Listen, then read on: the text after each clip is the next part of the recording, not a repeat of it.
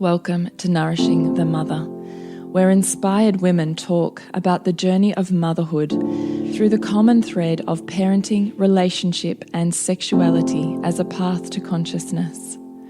We ask, in what ways can we show up more fully, live more meaningfully, parent more wholly, and love more unconditionally? How can we mine the wisdom from the experiences of our lives and expand into those challenges?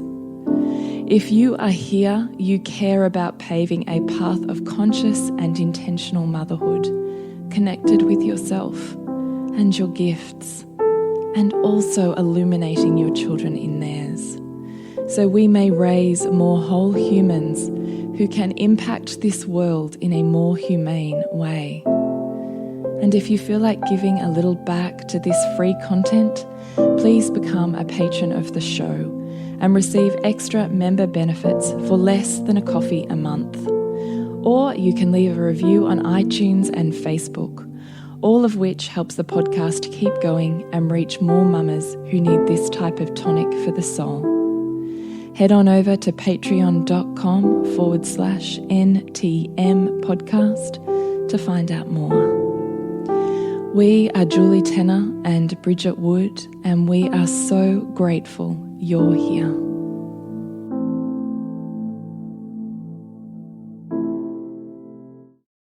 So welcome, Dr. Oscar Serralach. Thank you so much for joining us here on the podcast.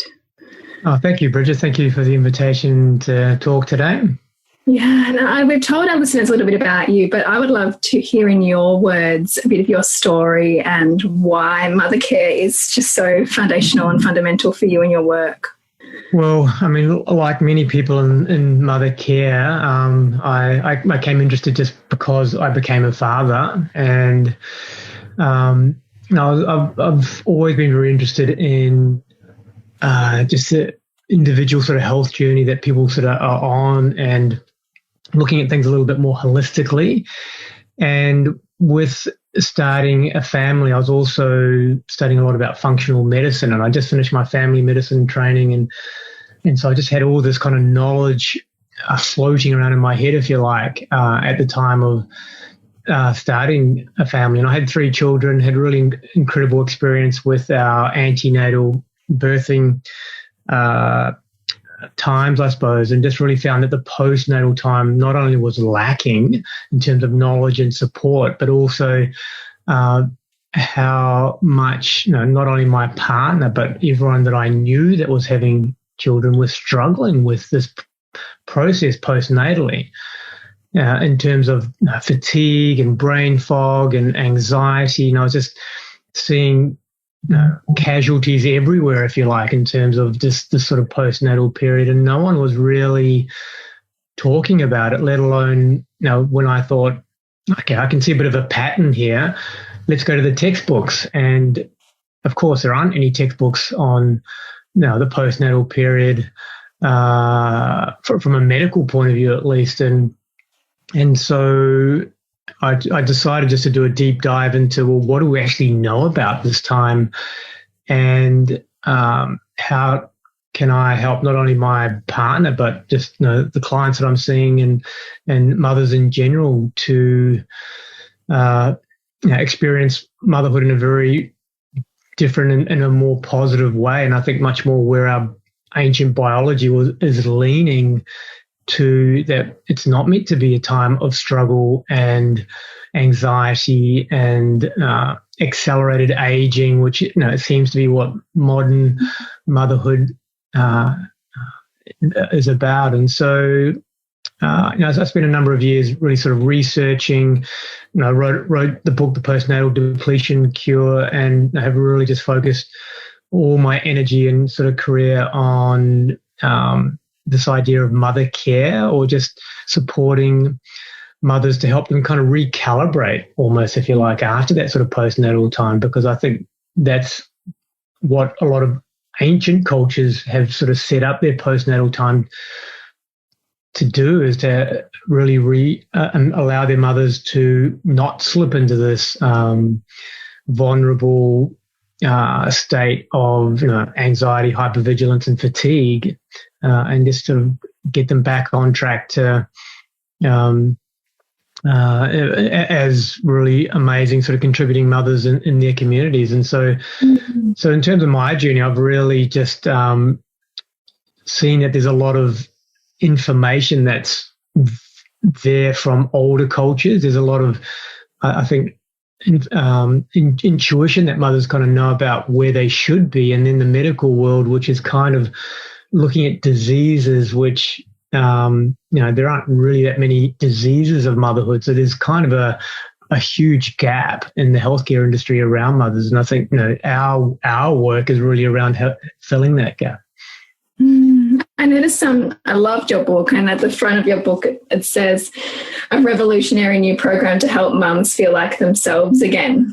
And I can see how that statement is like, it calls to the woman who feels like she's lost parts of herself and she wants to feel put back together again. But the reality needs to have her hand held in order to be able to see who she's becoming and feel somewhat of a semblance of humanness again, right? Like, because what our culture doesn't talk about and what you talk so much about is this concept of matrescence, and the what you go through is such a fundamental shift, physiologically, psychologically, but that our culture, in many ways, particularly for the woman who perhaps, takes maternity leave and then goes back to her job as if nothing's different. She's a fundamentally changed woman, but yet we have, like a broader culture that motherhood's just a role, whereas actually it changes a woman in so many fundamental ways. And if she's not held and supported in that, there is that sense of losing herself and not knowing what's quite wrong with her, but she doesn't feel like herself anymore. Can you talk to that? Yeah, certainly. And what you're talking about is this massive transformation into motherhood. And, we both love this word matrescence. One, because it's not a tainted word in terms of, even postpartum, postnatal have their, can have their quite negative connotations. And it really alludes to the similarities with adolescence of becoming an adult. And an adult isn't a role that you have, you are an adult. And so with matrescence, motherhood is not a role that you're playing, you are a mother. And what's interesting, I've kind of really dug down into what we know about adolescence as well. And when you look at the history of adolescence, the word came into English use about 100 years ago, and it was really brought into legislation in America to help these 12-year-olds that were going straight into the adult workforce. They realize that they're not quite adults yet. And now we know that adolescence, there's a huge amount of science around it, but for many decades it was really argued, was this a real thing or not? And now we know all the brain changes, hormonal changes, and the psychological vulnerabilities that occur in becoming an adult. Unfortunately, we're at the beginning processes of that at the moment. And I think it's quite exciting, the acknowledgement and the science it's sort of building. But it's, I think a lot of mothers are really done a disservice when they're not supported in that transformation, and they're trying to go back to their maiden way of thinking and doing things. And that's a little bit equivalent to an adult trying to go back to being their childlike self and their childlike way of doing things. And yes, an adult nurtures their inner child just like a mother should nurture their inner maiden, but it's not a realistic thing we should be doing. And just like we would kind of correct an adult trying to live like a child, we should really help support mothers be there or support them in their motherness rather than trying to celebrate them going back to being maidens in terms of how they look, how they turning up in the world. And so, I think as a society, we really need to celebrate the becoming of a mother as they used to do many hundreds of years ago, and also support the transformation, because we know that adolescents go through this very vulnerable time, and we don't just leave them to it going, oh, well, see how they go becoming an adult.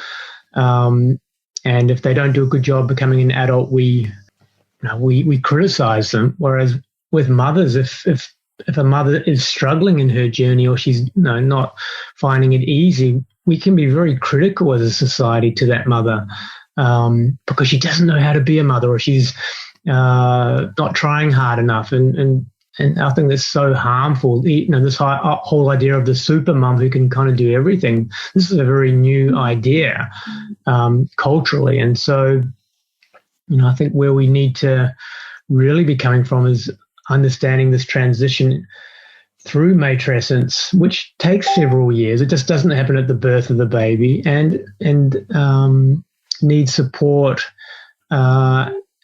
care, knowing that you're going to have this incredible person at the end of that transformation, just like you have with adolescents. So it's an interesting time, isn't it? Because particularly with social media and women seeing so many examples of all of the things that they could be, do, and have in the world, there's that push-pull between who you could be, but the reality of who your child's asking you to be and who you're asking yourself to be in such a transformative time.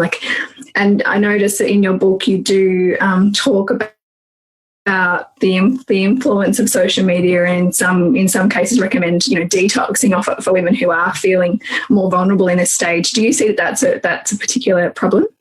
Yeah, it's I call it the dangerous carrot in terms of what we're kind of trying to aim towards, and I don't think it's a healthy goal. And I know so many mothers feel very negatively about themselves and their ability to be able to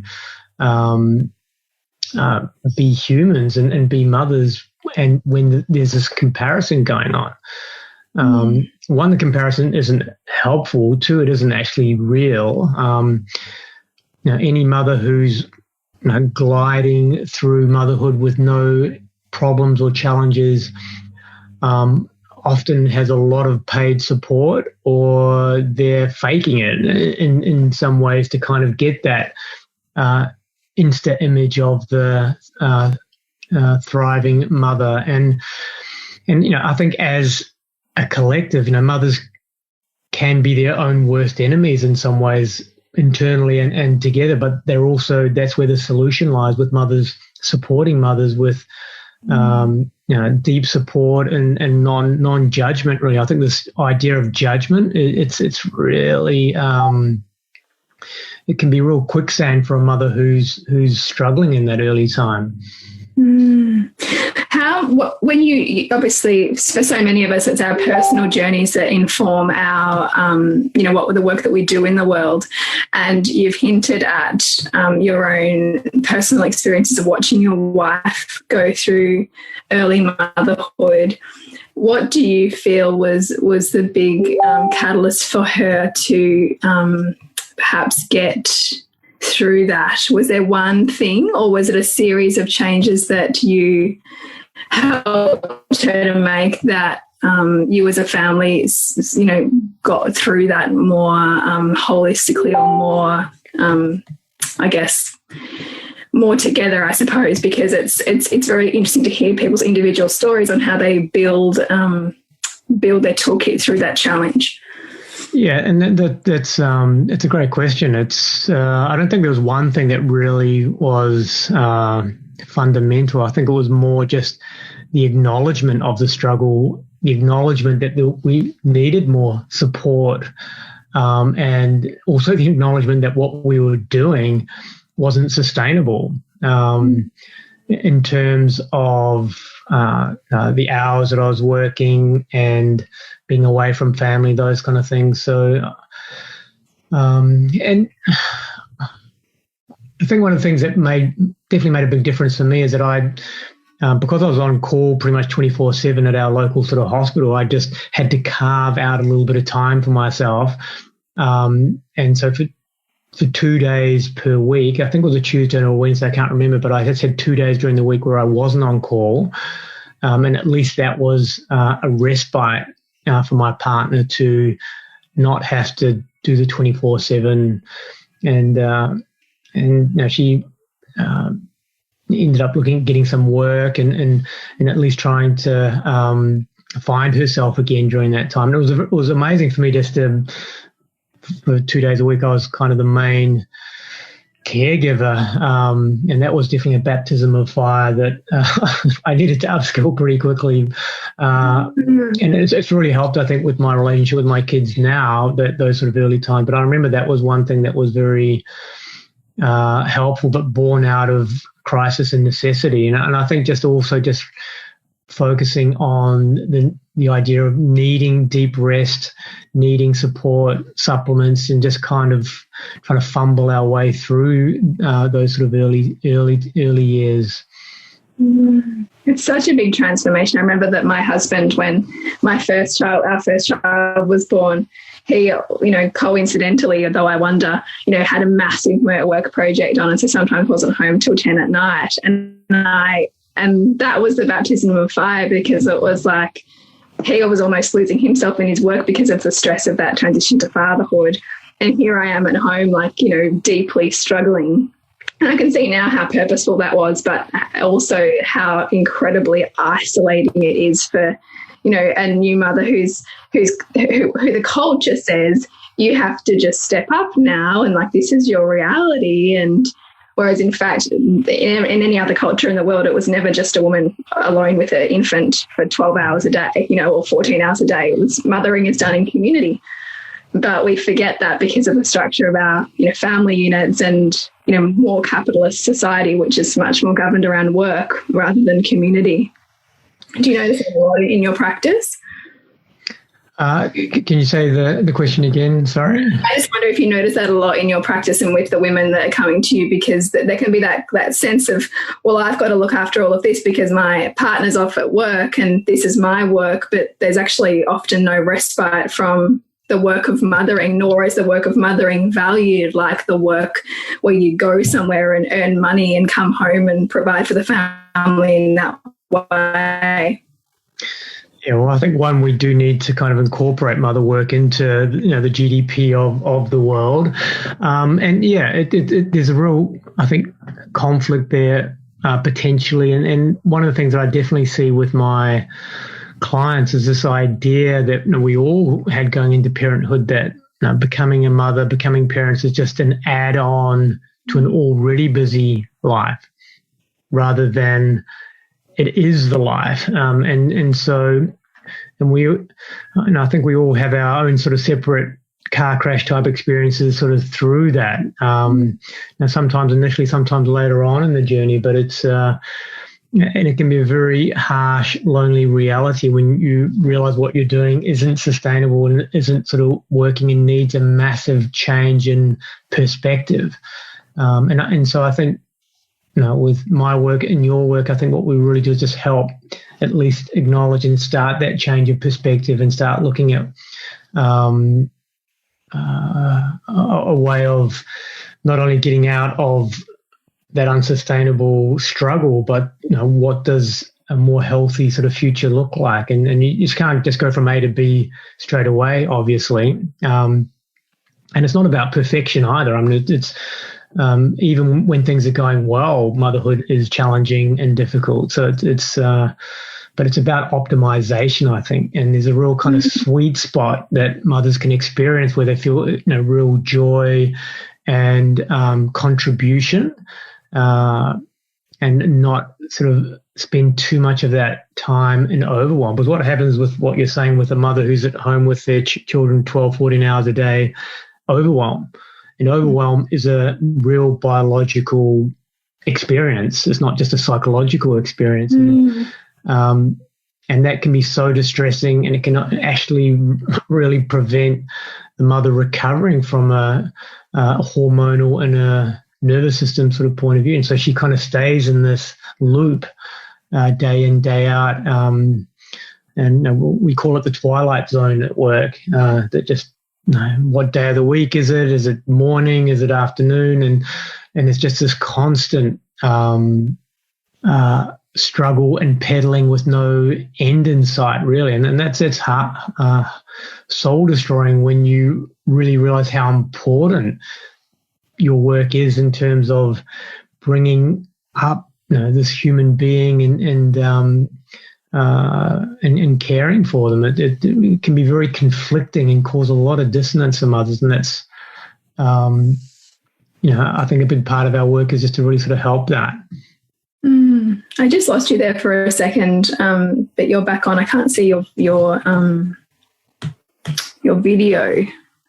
Have you got your video turned on?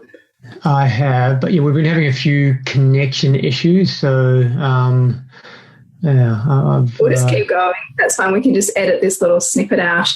I really felt everything that you just said then, because I think that that's where so many of our mothers who listen to our podcast find themselves, and in fact, that's why they find knowing you. That in the process of going there and looking at that, it allows us to then feel like we're not alone. I think that's one of the biggest, most powerful things that we're trying to do in the world, and that I see you doing is my phone Julie keeps messaging me. I'm like, stop messaging me. Stop messaging me, Julie, please. I don't know how to turn my sound off pinging that's so that I can still hear you. It's really annoying. Yeah, we're having a few internet issues, unfortunately. Sorry about that. We'll have to edit that bit out. This is a classic case of the motherhood, right? Of like trying to focus on one thing and being pulled in a thousand different directions, and that mental strain of trying to get back to where you wanted to be, which is having this conversation. And then overall, right there. But creating these conversations and creating safety in the not knowing of motherhood, or in the unbecoming of motherhood, or in the uncertainty of motherhood, and that being a normal thing as opposed to needing to have all of this stuff all together. That's really what I see in your work in supporting mothers, and also what we're trying to do with our work of giving voice to the motherhood story and the voice of the woman through motherhood. And I wonder how you see the broader mainstream approach to caring for mothers needs to change. So I've heard that you've touched on the fact that in medicine, we have geriatrics and we have pediatrics, but there's like nowhere for the mother to be seen through the lens of the transformation that she's going through, or the life stage that she's going through. Is there much willingness in the medical community or medical model to carve out space for the mother as a unique life stage to be seen and supported? Or do women really need to be looking for alternative pathways to get the support that they need? Yeah, that's a great question. And I don't think there's necessarily resistance from the medical world. I think there's just more ignorance and, idea that if I didn't hear about it in medical school, it can't be a real thing. And so I often talk about the word matriatrics as just a counterpoint to going, well, look, we need to have a separate field of medicine for mothers. And that, for me, that's very clear, but it's not clear to most doctors out there. And change in medicine is slow. So I'm not really going to be backing that horse in terms of what's going to make the biggest difference for mothers quickly. But I think through understanding the psychological transformations, this idea of matresses, and through the world of psychology and mother care support workers, I think that's where we can make the biggest impact in terms of awareness, and then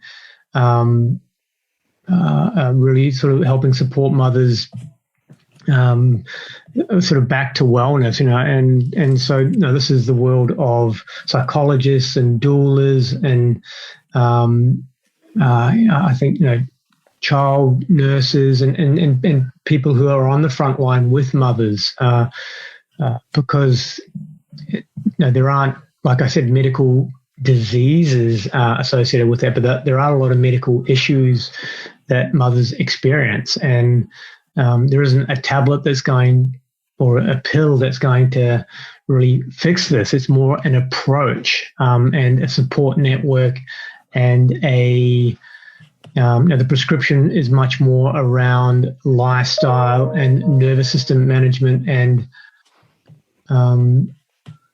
hormones. So, yeah. So, Oscar, thank you so much for being part of this discussion with me today. I think we could talk for ages if we weren't having so many internet issues. So thank you to our listeners who are being patient enough as we get through those. But with all of our interviewees, we love to answer them, ask them a couple of questions. And so I'd love to put these to you, if I may. So what is the book that has been most influential for you? So maybe it's one that you gift to people the most, beyond, apart from your own. And perhaps it's a book that if you could give it free to every woman in this world, what would it be? What would be that book for you? Well, I don't have the perfect book, I don't think, but just, I did, thinking about that question, a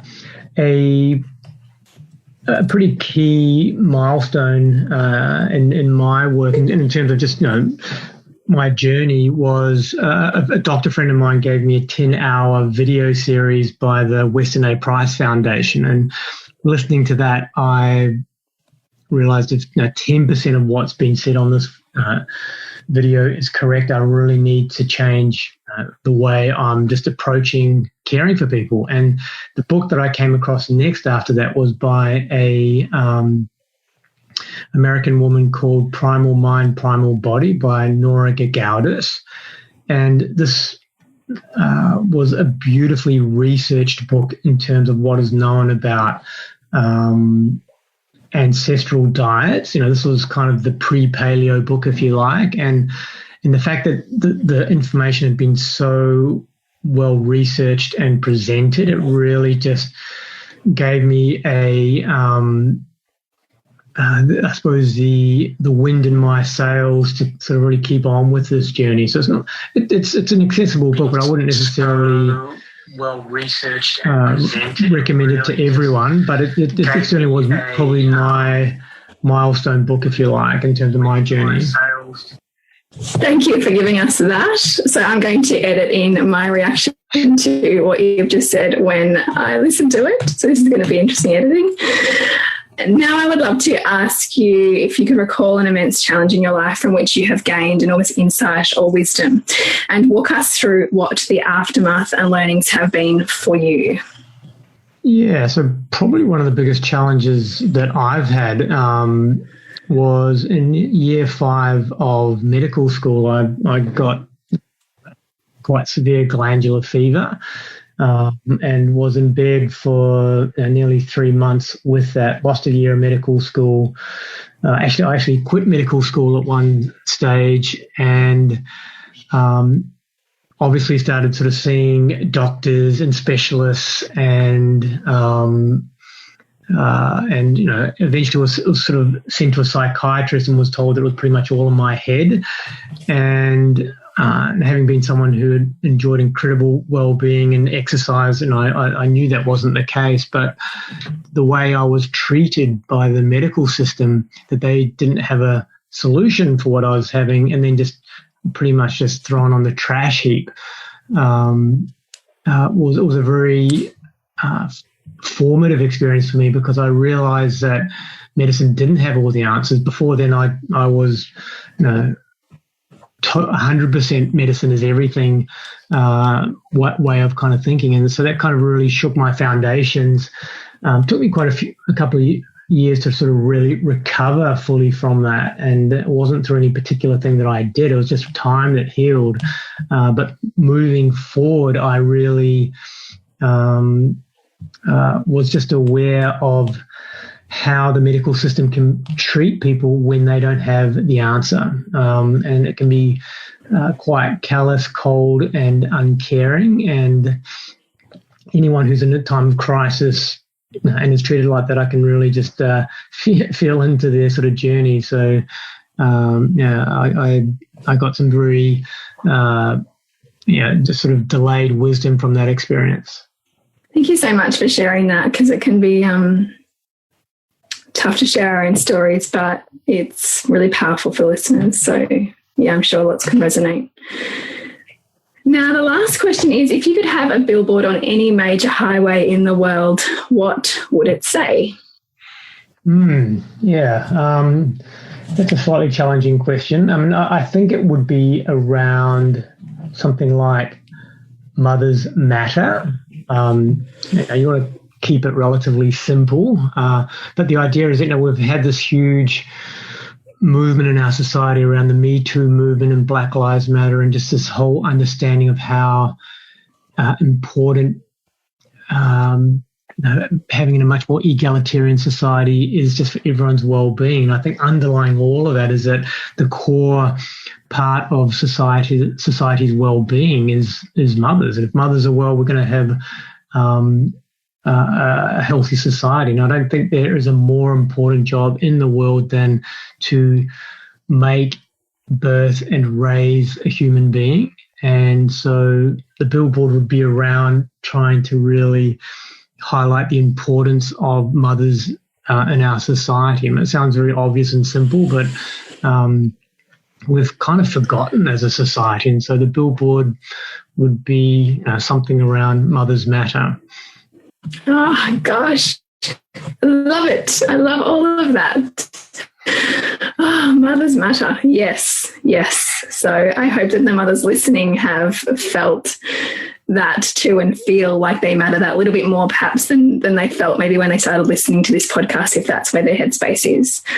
And I want to thank you, Oscar, for putting up with some of our challenging internet issues today. And thank you so much for being on the podcast, because it's really important, the work that you're doing in the world. And I have read your book and taken on board a lot of what you've suggested, and it's really enriched my experience postnatally.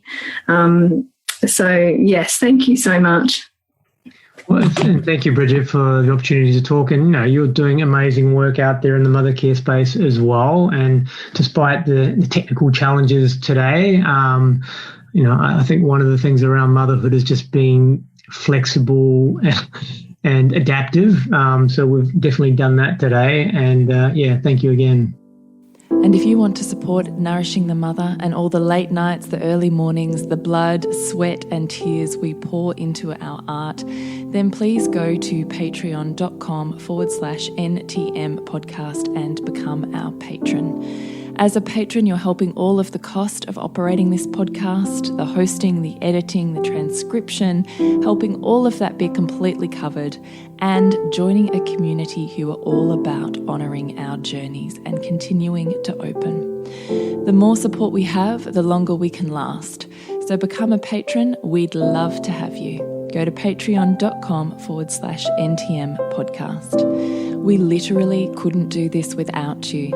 Thank you so much for listening, and please share this podcast with anyone you think it would be medicine for.